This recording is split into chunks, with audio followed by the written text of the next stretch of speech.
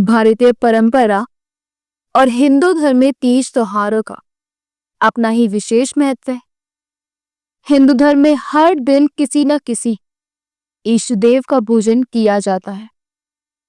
पौराणिक ग्रंथों के अनुसार सोमवार को भगवान भोलेनाथ का दिन कहा जाता है। इस दिन भगवान शिव की पूजा करने का प्रावधान है। भगवान शिव को प्रसन्न करने और उनकी कृपा पाने के लिए सोमवार का दिन सबसे उपयुक्त होता है। सोमवार के दिन विधि पूर्वक पूजन अर्चन करने से भगवान भोलेनाथ अपने भक्तों की मनोकामना जल्द पूर्ण करते हैं। सोमवार का व्रत मुख्य रूप से विवाहित महिलाएं अपने वैवाहिक जीवन को सुखी बनाने के लिए और अविवाहित कन्याएं सुंदर वर पाने के लिए रखती हैं। ज्योतिष के अनुसार सोमवार व्रत 4 प्रकार से किया जाता है। आमतौर पर शिव भक्त प्रति सोमवार व्रत, प्रदोष व्रत, सावन सोमवार व्रत और 16 सोमवार व्रत रखते हैं। इन सभी व्रत से भोले भंडारी जल्द प्रसन्न हो जाते हैं। इन चारों व्रत के लिए शिव जी की विधि पूर्वक पूजा की जाती है और व्रत कथा पढ़ी और सुनी जाती है। आइए कथा आरंभ करने से पहले जान लेते हैं सोमवार व्रत की पूजन विधि। सोमवार व्रत की पूजन विधि व सामग्री: जल से भरा हुआ तांबे या पीतल का लोटा, बेलपत्र, धतूरा, आक का फूल, सफेद वस्त्र, शुद्ध जल, चावल, फल, पंचामृत, शिवलिंग या शिवजी की तस्वीर, दीपक, धूप, कपूर, रुई, गौरी शंकर की मूर्ति। पूजन विधि: प्रातःकाल स्नान करके साफ सुथरे वस्त्र पहने और व्रत का संकल्प लें। ओम नमः शिवाय मंत्र का जाप करें। पूजा स्थान को साफ करें और भगवान शिव पार्वती की प्रतिमा या चित्र स्थापित करें। सबसे पहले दीपक जलाएं, फिर गंगा जल से शिवलिंग पर अभिषेक करें। पंचामृत से स्नान कराकर बेलपत्र, फूल, फल अर्पित करें। धूप, दीप, कपूर से आरती करें। सोमवार व्रत कथा को श्रद्धा से पढ़ें या सुनें। अंत में ओम नमः शिवाय का 108 बार जाप करें और भगवान से अपनी मनोकामना प्रकट करें। प्राचीन काल की बात है, एक गांव में एक साहूकार रहता था। साहूकार धनी था। उसके पास अथाह धन दौलत थी, लेकिन उसके कोई संतान नहीं थी। साहूकार अपने वंश को लेकर सदैव चिंतित रहता था। साहूकार भगवान शिव को प्रसन्न करने के लिए सोमवार का व्रत रखता था और व्रत के दौरान वह विधि पूर्वक शिव पार्वती की पूजा और शाम को शिवलिंग पर दीपक जलाता। साहूकार की पूजा अर्चना को देखकर एक दिन माता पार्वती ने भगवान शिव से कहा कि हे प्रभु, ये साहूकार आपका परम भक्त है। प्रति सोमवार को विधि विधान से आपकी पूजा करता है।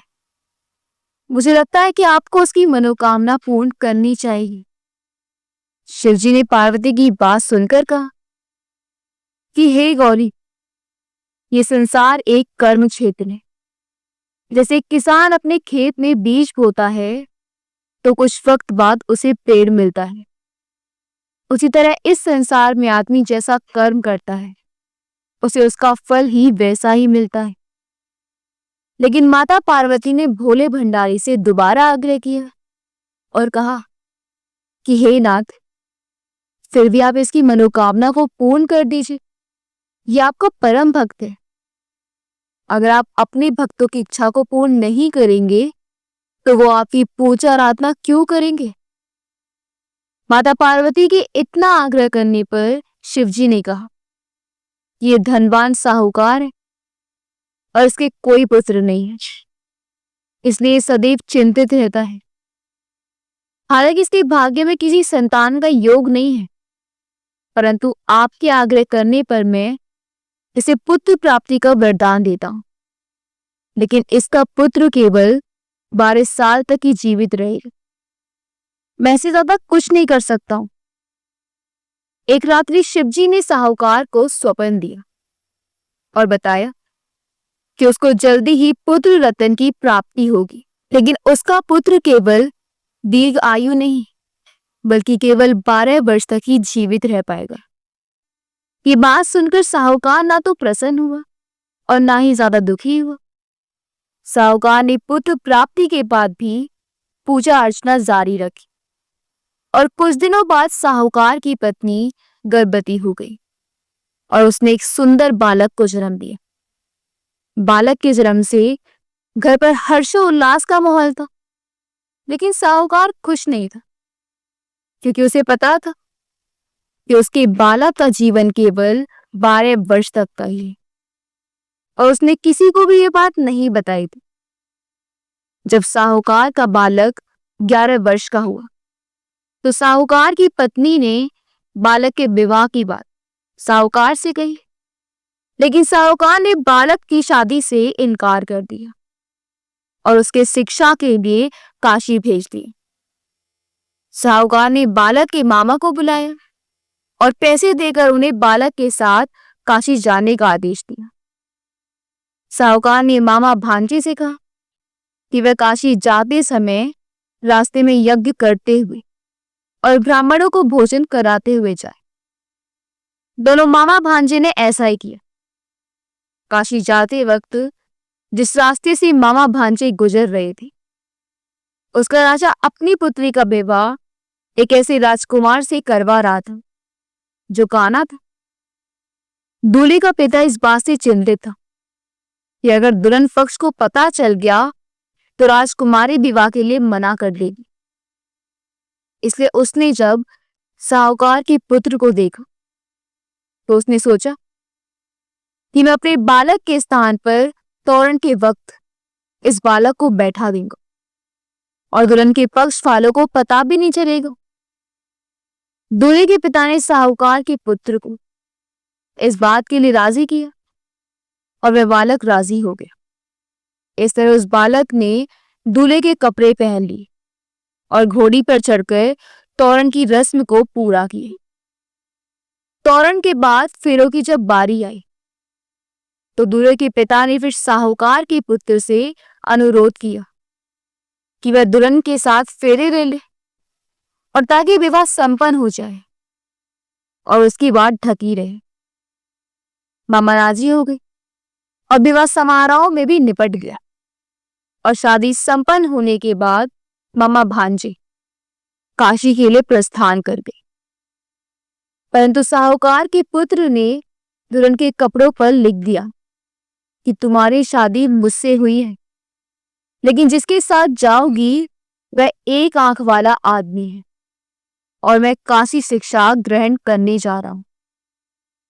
जब राजकुमारी ने यह बात पढ़ी तो उसने राजकुमार के साथ जाने से इनकार कर दी और अपने पिता से कहा कि ये मेरा पति नहीं है, मेरे पति शिक्षा ग्रहण करने काशी गए हैं। जब सब जगह ये बात फैलती तो मजबूरी में दूल्हे के पिता ने सारी बात बता दी और दुल्हन के पिता ने बेटी को भेजने से इनकार कर दी। इधर मामा भांजे दोनों काशी पहुंच गए और बालक शिक्षा ग्रहण करने लगा और मामा ने यज्ञ करना शुरू कर दी। जब साहूकार का पुत्र 12 साल का हो गया तो एक दिन उसने अपनी मामा से कहा कि उसकी तबीयत ठीक नहीं है और वो सोने अंदर जा रहा है। साहूकार का पुत्र अंदर सोने गया और उसकी मृत्यु हो गई। कुछ देर बाद जब मामा अंदर पहुंचे तो उन्होंने बालक को मृत स्थिति में देखा और बहुत दुखी हुए, परंतु वे रो नहीं सकते थे वरना यज्ञ उनका अधूरा रह जाता। इसलिए मामा वापस जाकर यज्ञ करने लगे और यज्ञ पूरा करने के बाद और ब्राह्मणों को भोजन कराने के बाद मामा अपने मृत भांजे को देखकर रोने लगे। उसी वक्त उसी मार्ग से शिव पार्वती गुजर रहे थे। माता पार्वती ने किसी के रोने की आवाज सुनी तो शिवजी से कहा कि हे प्रभु, कोई मनुष्य रो रहा है, चलो उसके दुख को दूर करते हैं। शिव पार्वती मामा के पास गए और उन्होंने जब मृत बालक को देखा तो चकित हुई, क्योंकि वह भगवान शिव के आशीर्वाद से जन्मा साहूकार का पुत्र। माता पार्वती ने कहा कि हे नाथ, ये तो साहूकार का पुत्र है, जिसको आपने केवल 12 साल तक ही जीने का वरदान दिया था, इसलिए वह 12 साल की उम्र में मृत्यु लोक चला गया। पार्वती ने मृत बालक को देखा तो दया आ गई और शिवजी से कहने लगी कि प्रभु, आप एक बार इस बालक को जीवन दान दे दीजिए, वरना इसके माता पिता जीते जी मर जाएंगे। माता पार्वती के कई बार आग्रह करने पर शिवजी ने उनकी बात मान ली और जीवन दान दे दिया। साहूकार का पुत्र जीवित हो गया और मामा भांजी अपने घर की ओर प्रस्थान कर लिए। रास्ते में साहूकार का पुत्र उसी शहर से गुजरा जहां उसका विवाह हुआ था। दुल्हन के पिता ने बालक को पहचान लिया और मामा भांजे को लेकर महल आ गए। दुल्हन के पिता ने एक समारोह किया और अपनी पुत्री को साहूकार के पुत्र के साथ भेज दिया। जब साहूकार का बालक अपने घर पहुंचा तो उसके माता पिता छत पर बैठे थे। वो सोच रहे थे कि अगर उनका पुत्र सही सलामत वापस नहीं लौटता है तो वह इसी छत से कूदकर जान दे देंगे। उसी समय मामा वहां आ गया और उसने बताया कि उनका पुत्र जीवित और विवाह करके वापस लौटा है। साहूकार ने बालक को जीवित देखकर खुशी से उसका स्वागत किया और साहूकार का परिवार खुशी खुशी जीवन बिताने लगा। ये थी सोमवार व्रत की चमत्कारिक कथा, जो हमें सिखाती है कि सच्ची भक्ति, श्रद्धा और संकल्प से न केवल भगवान प्रसन्न होते हैं बल्कि भाग्य भी बदल जाता है। तो आइए इस पावन सोमवार को श्रद्धा के साथ व्रत रखें, भगवान शिव का पूजन करें और उनके कृपा पात्र बने। अगर आपको ये कथा प्रेरणादायक और भावुक लगी हो तो इसे लाइक करें, कमेंट में हर हर महादेव जरूर लिखें और ऐसी ही भक्तिपूर्ण कहानियों के लिए हमारे चैनल कान्हा की दासी को सब्सक्राइब करना ना भूलें।